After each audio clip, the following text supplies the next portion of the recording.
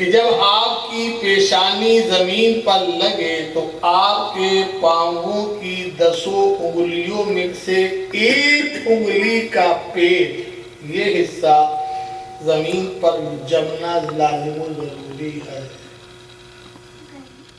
کیونکہ یہ فرض ہے۔ 10 انگلیوں میں سے ایک انگلی کا پیٹ زمین پر لگنا یہ فرض ہے۔ تو اب اگر کسی صاحب کی 10 انگلیوں میں سے ایک انگلی کا پیٹ بھی زمین پر نہیں لگا تو سجدہ نہیں ہوگا، بھلے ہی پیشانی جمی ہوئی، لیکن ان 10 انگلیوں کے میں سے ایک انگلی کا پیٹ یہ نہیں لگا تو سجدہ نہیں پائے جائے۔ کیوں کہ سجدے میں 2 چیز کا لحاظ ہے، پیشانی کا جمنا اور 10 انگلیوں میں سے ایک انگلی کا پیٹ زمین پر جمنا، یہ 2 چیزیں ہیں۔ تو اب اگر ان 2 میں سے دونوں نہ پائے گئی تب بھی سجدہ نہیں ہوا، یا دونوں میں سے ایک پائی گئی اور ایک نہ پائی گئی تب بھی سجدہ نہیں ہوا۔ تو اس لیے ضروری ہے کہ جب آپ نماز پڑھیں تو ان 2 باتوں کا لحاظ کریں، ورنہ نماز برباد ہو جائے، نماز نہیں ہوگی۔ دوستو، یہ وہ مسائل ہیں کہ جن کا ہمیں اور آپ کو جاننا لازم و ضروری ہے تاکہ ہماری اور آپ کی نمازیں برباد نہ ہوں۔ چونکہ جاب سے ہمارے آنے کا مقصد یہی ہے نا کہ ہم اور آپ فریضہ الہی کو اس کے رسول کے بتائے ہوئے طریقے پر ادا کریں، تبھی وہ فریضہ ادا ہوگا۔ اور اگر اس طریقے سے آپ نے اس عمل کو یعنی نماز کو ادا نہ کیا تو نماز ہی نہیں ہوئی۔ آپ کا جاب سے آنا، ٹائم نکالنا، وقت نکالنا، چھٹی لینا سب بیکار ہے۔ اس لیے دوستو، جب آپ آتے ہو تو ان باتوں کا لحاظ کرو خاص طور سے، تاکہ ہماری اور آپ کی نمازیں ہو جائیں۔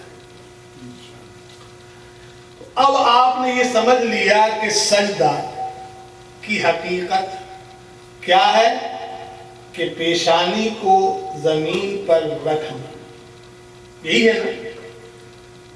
تو فرض کیجئے فقط کسی نے پیشانی کو زمین پر رکھا اور عبادت کی نیت سے نہیں، ویسے ہی جھک گیا، تو کیا سجدہ پایا جائے گا؟ تو پتہ چلا کہ پیشانی کو زمین پر رکھتے وقت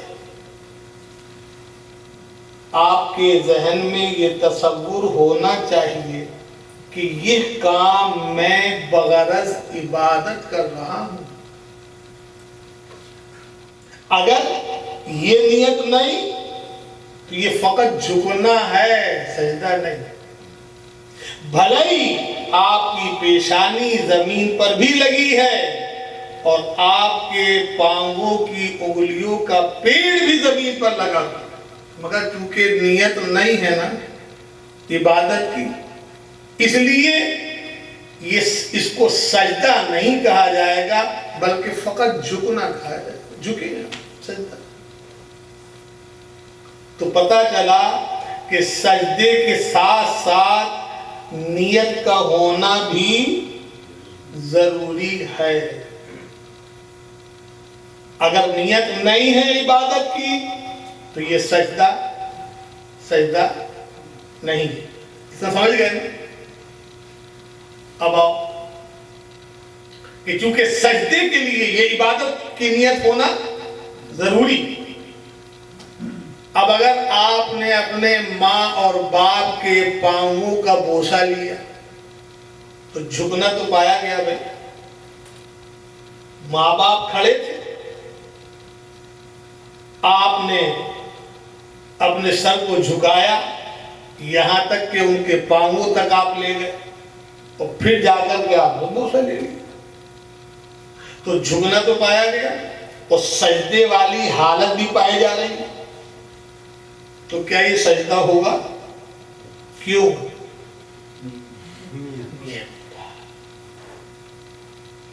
کہ یہاں اس جھکنے والے کی جو بوسہ لے رہا ہے اس کی نیت یہ نہیں ہے کہ میں اپنے ماں اور باپ کے ساتھ جو یہ عمل کر رہا ہوں وہ بغرض عبادت کر رہا ہوں، نہ،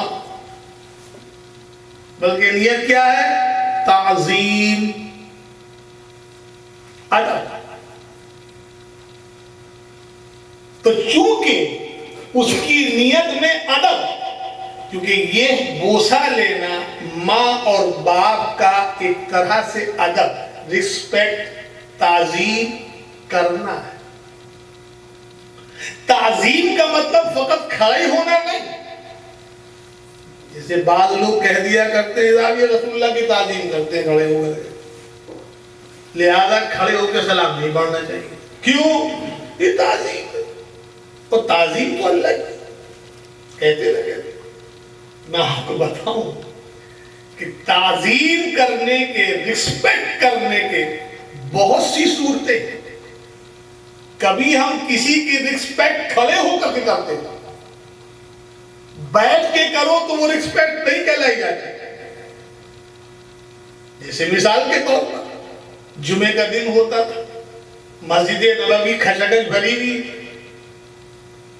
صحابہ کرام موجود انتظار میں کہ اللہ کے رسول اپنے حجرے سے کس وقت نکلے. سب کی نظریں ادھر حجرے کی طرف. جیسے ہی اللہ کے رسول باہر تشریف لاتے تھے حجرے سے، صحابہ کرام کھڑے ہو جاتے تھے. مجھے بتاؤ بیٹھے کیوں نہیں رہتے؟ کیا ضرورت تھی کھڑے ہونے کی؟ تو چونکہ ہمارے اور آپ کے عرف میں تعظیم، رسپیکٹ کرنے کا ایک طریقہ یہ بھی ہے کہ جب کوئی بڑی ذات آئے اور تم بیٹھے ہو تو اس کے لیے کھڑے ہو جاؤ. یہ کھڑا ہونا تمہارا اس کی رسپیکٹ کرنا ہے، اس کا ادب کرنا ہے، اس کی تعظیم کرنا. یہی ہے نا. مگر آپ نماز میں کیا دیکھتے ہیں؟ نماز میں جب آپ السلام علیکہ ایھا النبی پڑھتے ہیں تو کھڑے ہو کے پڑھتے ہو کہ بیٹھ کے پڑھتے ہیں؟ بیٹھ کے پڑھتے. تو بیٹھ کے یہ سلام اللہ کے رسول کو کرنا یہ تعظیم ہے یا بے ادبی؟ ابھی جو آپ کہہ رہے تھے صحابہ کرام کا تو طریقہ یہ تھا کھڑے ہو جایا کرتے، یہ کھڑا ہونا ادب تھا. اب آپ کہہ رہے ہیں یہ بیٹھنا ادب. بالکل صحیح، موقع محل دیکھا جاتا ہے. اسی لیے میں نے کہا کہ کبھی کسی کی تعظیم کا طریقہ کھڑے ہونا ہے اور کبھی ایسا ہوتا ہے کہ کسی کی تعظیم کا طریقہ کھڑے ہو کر کے نہیں، بیٹھ کر کے کیا ہے. چنانچہ نماز کے اندر بیٹھ ہی کر کے اللہ کے رسول کی بارگاہ میں السلام علیکہ ایھا النبی کہنا یہی ادب ہے. کھڑے ہو کے کہو کہ بے ادبی ہو جائے نماز. تو نماز کے اندر ادب یہ ہے کہ جب حضور کی بارگاہ میں تحفہ درود و سلام پیش کرو تو بیٹھ کر کے کرو، اور خارج نماز کھڑے ہو گئے. یہی طریقہ ہے.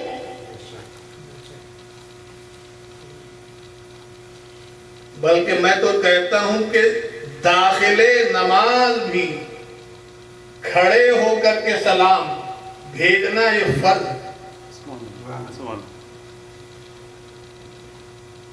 نماز کی حالت کے اندر آپ کہہ دیجیے یہ کیسی بات کہہ دیا، حالانکہ تجربہ آپ کر دیا. مگر آپ کا ذہن وہاں نہیں جاتا. وہ ہر سال آپ بھی کرتے ہیں، میں بھی کرتا ہوں، اسی مسجد پہ کرتا ہوں. رمضان شریف کے موقع پر بتاؤ، جب تراویح پڑھتے ہو کھڑے ہو کے پڑھتے ہو بیٹھ کے پڑھتے ہو؟ میں کھڑا رہتا ہوں کہ بیٹھتا ہوں، اور پورا قرآن اسی حالت میں پڑھتا ہوں نا. اور جب 23ویں پارے کا نمبر آتا ہے تو میں کیا پڑھتا ہوں کھڑے ہو کر کے؟ سلام علی نوح فی العالمین، سلام علی ابراہیم، سلام علی الیاسین، سلام علی موسیٰ و ہارون. ایک ایک نبی کا نام لے کے سلام بھیج رہا ہوں. اور آخر میں کیا کہتا ہوں جب سورت ختم ہوتی ہے؟ وَسَلَامٌ عَلَى الْمُرْسَلِينَ وَالْحَمْدُ لِلَّهِ رَبِّ الْعَالَمِينَ. یہی سورت کا اختتام ہوتا ہے. اور سلام ہو سارے مرسلین پر، سارے رسول پر. یہ میں کھڑے ہو کے کر رہا تھا نا، حالت نماز میں نا، عبادت میں نا. تو پتہ چلا کہ یہ عبادت کے اندر بھی تعظیم کے دو صورتیں ہوں. ایک صورت عبادت میں کھڑے ہو کر کے سارے انبیاء و مرسلین پر سلام بھیجنا، یہ ادب. بیٹھ کر کے نہیں. لیکن پنجگانہ نماز کے اندر خاتم الانبیاء جناب محمد رسول اللہ صلی اللہ تعالی علیہ وسلم پر 5 وقتہ نماز کے اندر بیٹھ کر کے سلام بھیجنا، یہ ادب. تو اسی نماز کے اندر ہم اور آپ بیٹھ کر کے بھی سلام بھیجتے ہیں، اور اسی نماز میں ہم اور آپ کھڑے ہو کر کے بھی سلام بھیجتے ہیں. تو مجھے بتاؤ، جو چیز نماز میں جائز، جو چیز نماز میں جائز، وہ خارج نماز ناجائز کیسے ہو جائے گی؟ جب کھڑے ہو کر کے ہر سال رمضان کے اندر اجمالی طور پر ہر نبی کی بارگاہ میں سلام بھیجتے ہیں، اس وقت آپ اعتراض نہیں کرتے کہ جناب والا یہ تو شرک ہو رہا ہے. خدا کی عبادت کے اندر، نماز کے اندر آپ ہر رسول کا نام لے کر سلام بھیج رہے ہیں، وہاں آنکھیں نہیں کھلتی. اور یہ لوگ اعتراض کرنے والے خود بھی یہی کام کرتے ہیں، خود بھی یہی کام کرتے ہیں. ان کا مولوی جو یہ سب فتوے لگاتا ہے، وہ بھی خود کھڑے ہو کر کے ہر نبی کا نام لے کے سلام بھیجتا ہے. وہاں اس کو خیال نہیں آتا. ارے بے وقوف، تو خود سوچ، جب تو نماز کے اندر ہر نبی کی بارگاہ کے اندر درود و سلام کھڑے ہو کر کے بھیج رہا ہے، تو اس اہل سنت خارج نماز اگر بھیجتے تو شرک کیسے ہو گئے، بدعت کیسے ہو گئی؟ اس لیے کہ جو چیز نماز میں جائے وہ چیز خارج نماز بھی جائے. نماز میں سورہ فاتحہ جائز ہے کہ نہیں؟ یا سورہ فاتحہ صرف نماز کے لیے مخصوص ہے کہ اس نماز کے علاوہ اگر پڑھو گے تو بدعت؟ بولو نہیں. اچھا، اس سورہ فاتحہ سے پہلے کیا پڑھتے ہو؟ سبحانک اللہم ثنا پڑھتے ہو نا. یہ ثنا نماز ہی کے لیے مخصوص ہے، یا خارج نماز بھی کوئی ثنا پڑھے تو وہ جائز؟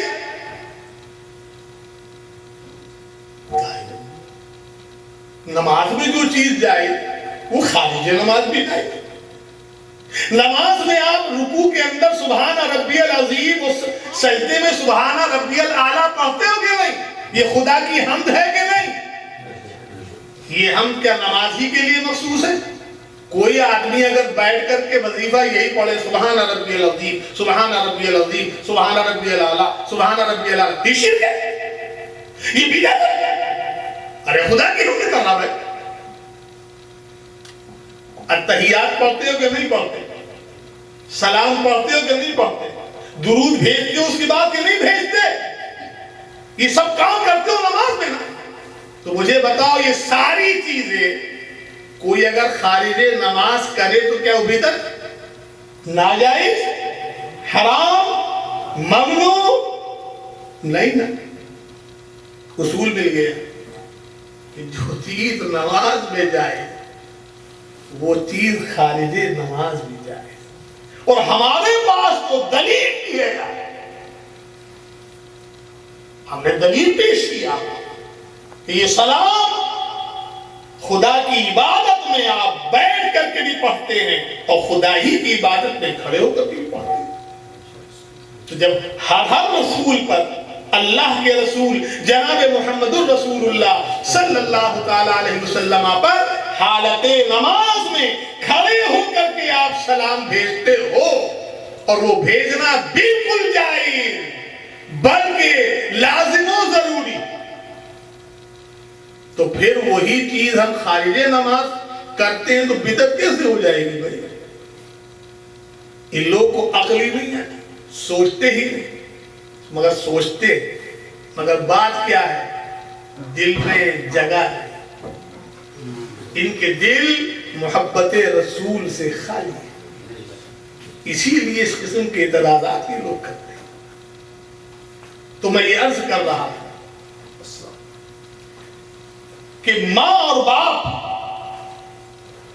کے قدم کا بوسہ لینے کے لیے آپ کی پیشانی جھکی، مگر یہ سجدہ نہیں۔ کیوں؟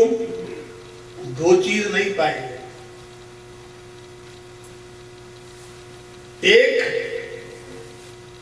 جس طرح آپ بوسہ لیتے ہو تو آپ کے پاؤں کی انگلیوں کی وہ حالت نہیں ہوتی کہ جو نماز میں ہوتی ہے، اور دوسری چیز یہ کہ جھکتے وقت آپ کی یہ نیت نہیں ہوتی کہ میں اس لیے جھک رہا ہوں کہ ماں اور باپ کی عبادت کی نیت، یہ نیت نہیں ہوتی، اس لیے وہ جھکنا فقط جھکنا، سجدہ نہیں، کیونکہ سجدے کے لیے ضروری ہے کہ بنیت عبادت آپ کی پیشانی کسی کے سامنے جھکے۔ اسی لیے آپ دیکھیے ہمارے ہندوستان اور پاکستان میں جو بزرگان دین آرام فرما ہے، آج جو ہمارے پاس اسلام ہے یہ انہی کی دین ہے۔ ہندوستان تو دارالکفر تھا، وہاں اسلام لے کر کے کون آئے؟ حضرت خواجہ معین الدین اجمیری، وہی تو لے کر کے آئے۔ اللہ کے رسول کی بارگاہ کے اندر جب خواجہ غریب نواز پہنچے تو حضور نے خواب میں ارشاد فرمایا، معین الدین تمہارا نام تو معین الدین ہے، دین کی مدد کرنے والا، جاؤ ہندوستان، وہ دارالکفر ہے، وہاں جا کر کے ہمارے دین کی مدد کرو، ہمارا دین پھیلا۔ خواجہ صاحب مدینہ پاک سے چلے اور سیدھے ہندوستان کے شہر اجمیر کے اندر پڑاؤ ڈال دیا۔ پڑاؤ ڈالنے کے بعد وہاں کا جو راجہ تھا اس کے یہاں بڑے جادوگر تھے، بڑے جادوگر۔ اس راجہ کا نام تھا پرتھوی راج۔ اس کی جہاں نہر تھی خواجہ صاحب نے وہی پڑاؤ ڈالا۔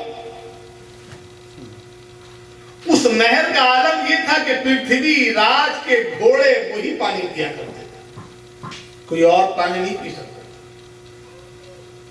مگر یہ اللہ کے رسول کے ولی ہیں، حضور کے دین کے ولی ہیں،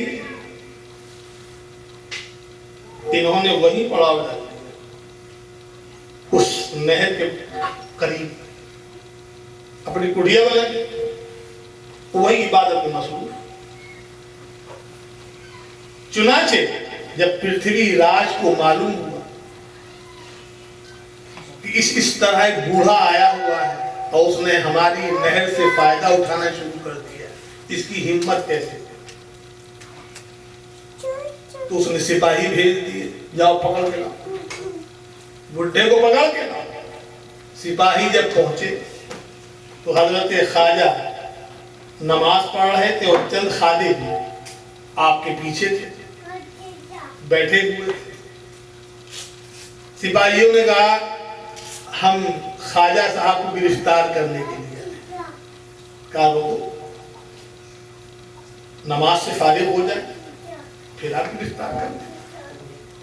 خواجہ صاحب نے سلام پھیرا، سلام پھیرنے کے بعد یہ سپاہی کھڑے ہوئے تھے، اشارہ کیا اور بیٹھ جائے، کیونکہ یہ بیٹھ میں دعا کر لوں اس کے بعد چلتا ہوں۔ یہ جب بیٹھے اور خواجہ صاحب تسبیحات اور دعا سے فارغ ہوئے، کھڑے ہوئے، کہا چلو تمہارے راجہ کے پاس۔ اب یہ اٹھنا چاہتے تو اٹھتے ہی نہیں، زمین نے پکڑ لیا۔ کہا چلو بھائی، اٹھتے کیوں نہیں؟ کہا صاحب زمین پر۔ کہا اچھا۔ فوراً ہائے توبہ کرنے لگے۔ کہا سرکار معاف کر دیجئے، ہم آپ کو گرفتار نہیں کریں گے۔ کہا اچھا جاؤ پھر۔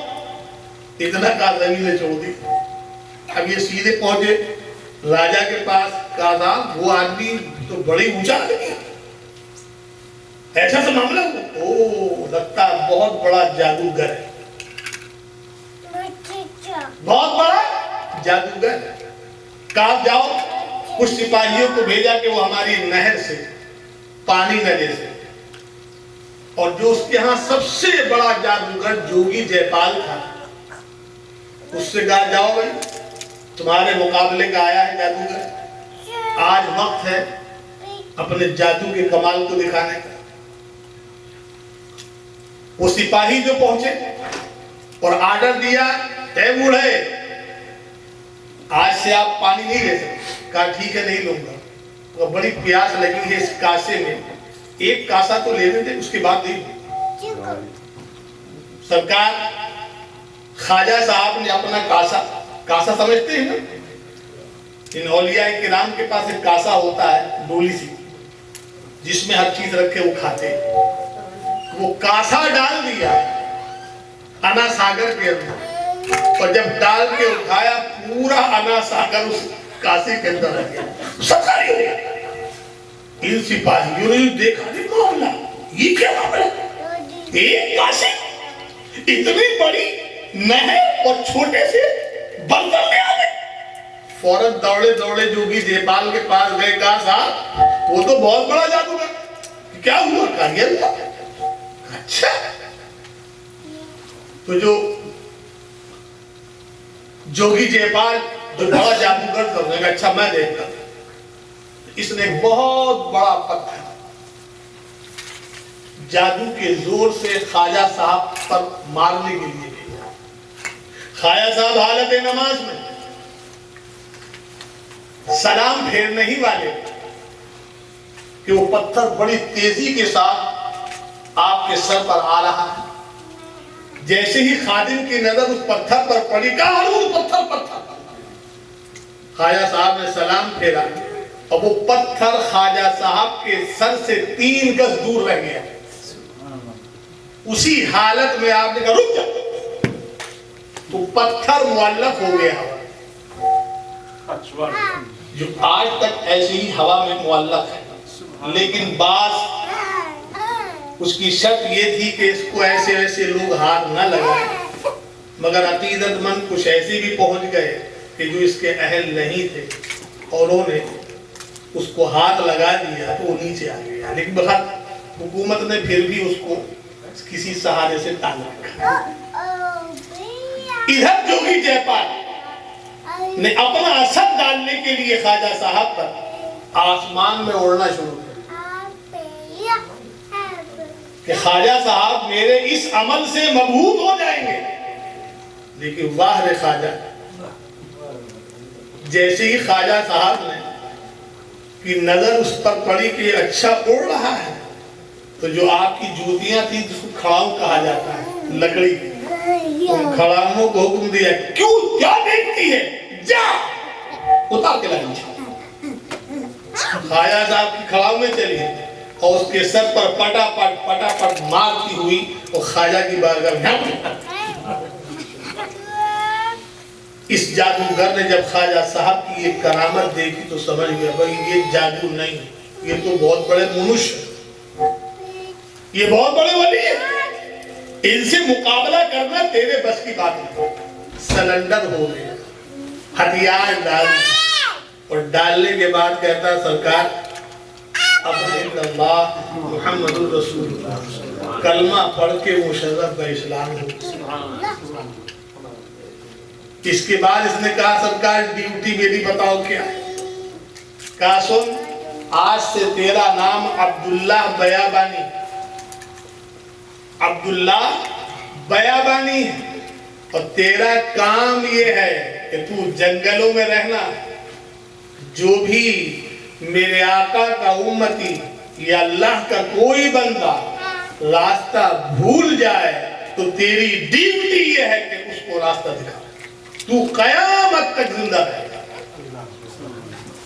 چنانچہ علماء کرام فرماتے ہیں کہ جب بھی آپ جنگل میں راستہ بھول جاؤ، کوئی سبیل نہ ہو، کوئی بتانے والا نہ ہو، تو تم بآواز بلند یہ کہو اے عبداللہ بیابانی مجھے راستہ دکھا۔ تم اتنا کہو گے ایک انسان آ جائے گا اور آپ کو راستہ بتا دے گا۔ اب مجھے آپ بتاؤ کہ عبداللہ بیابانی کو پکارا نہ مدد کے لیے یا خدا کو پکارا؟ اب اگر خدا کے علاوہ کسی غیر کو، غیر اللہ کو مدد کے لیے پکارنا شرک ہے تو کیا کہو گے خواجہ صاحب کو کہ اس عبداللہ بیابانی کی اس کام کی ڈیوٹی لگائے گی جو شرک ہے، اور تمام اللہ کے بندوں کو شرک کی تعلیم دی؟ ارے بیوقوف، اس کو پکارنا یہ خدا ہی کو پکارنا، اس کا راستہ دکھانا یہ خدا ہی کا راستہ دکھانا۔ اس لیے کہ رب تبارک و تعالیٰ نے ہمیں اور آپ کو جس عالم میں رکھا ہے، جس کو عالم شہادہ کہا جاتا ہے، تو عالم شہادہ کے لیے قانون بنا دیا ہے کہ سب کچھ ہم ہی کریں گے مگر ذریعے سے، ڈائریکٹ نہیں کریں گے، انڈائریکٹ کریں گے۔ تو اس عبداللہ بیابانی کا کو پکارنا یہ خدا ہی کو پکارنا ہے، اور اس کا راستہ دکھانا یہ اللہ ہی کا راستہ دکھانا۔ اسی لیے ہم اہل سنت و جماعت اللہ کے جو ولی ہیں ان سے مدد بھی طلب کرتے ہیں اور ان کو وسیلہ بھی خدا کی بارگاہ کے اندر بناتے ہیں۔ کیوں؟ اس لیے کہ ان سے مدد طلب کرنا یہ اللہ ہی سے مدد طلب کرنا ہے، ان کی مدد کرنا یہ اللہ ہی کی مدد کرنا ہے۔ تو میں یہ عرض کر رہا تھا کہ خواجہ صاحب ہندوستان پہنچے تو آج جو ہندوستان ہے یا پاکستان، ان سب پر خواجہ غریب نواز کا احسان ہے۔ ہندوستان اور پاکستان کے لوگ جو آج ایمان کی دولت سے سرفراز ہیں، یہ احسان ہے خواجہ معین الدین چشتی، کیونکہ اگر وہ تشریف نہ لاتے تو ہندوستان اور پاکستان کے اندر اسلام کا وجود ہی نہیں۔ مگر دیکھ خواجہ صاحب نے کیسی کیسی پریشانیاں اٹھائیں اور کس طرح دین اسلام کو ہندوستان اور پاکستان کے اندر پھیلایا۔ رب تبارک و تعالیٰ کو ان کی یہ ادا اس قدر پسند آئی، اللہ اکبر، کہ جب خواجہ صاحب کا وصال ہوا تو وصال ہونے کے بعد جب آپ کو نہلا دیا گیا تو کفنا دیا گیا، تو قدرت کی طرف سے آپ کی پیشانی پر یہ الفاظ لکھ دیے گئے کہ ھذا حبیب اللہ माता फी हुब्बिल्लाह, ये अल्लाह का दोस्त है कि जो अल्लाह की मोहब्बत में विसाल करता है। उन अल्फाज को उस वक्त के सब लोगों ने पढ़ा कि ये पेशानी पर ये लिखा हुआ है, तारीख के अंदर मौजूद है। तो इसलिए दोस्तों, जमाते अंबिया में हबीबुल्लाह खिताब है अल्लाह के रसूल का, और जमाते औलिया में हबीबुल्लाह खिताब है ख्वाजा मोइनुद्दीन चिश्ती का। तो दोस्तों, ये जो औलियाए किराम हैं, इनको विलायत ऐसे ही नहीं मिल गई। और ये भी याद रखिएगा कि कोई वली अपनी इस विलायत को अपनी जात के लिए इस्तेमाल नहीं करता है। ये जब जब इस्तेमाल करते हैं अल्लाह के दीन के लिए, इस्लाम की हक्कानियत को दिखाने, अपनी जात के लिए अपनी विलायत को इस्तेमाल नहीं करते। इसीलिए आप देखिए कि औलियाए किराम कि आपको दो सिफतें मिलेंगी। जिस तरह मेरे आका मौला सल्लल्लाहु अलैहि वसल्लम की दो सिफतें, एक सिफते जमाल और एक सिफते जलाल, लेकिन सिफते जमाल सरकार पर गालिब थी, जलाल कभी कभी आ जाएगा।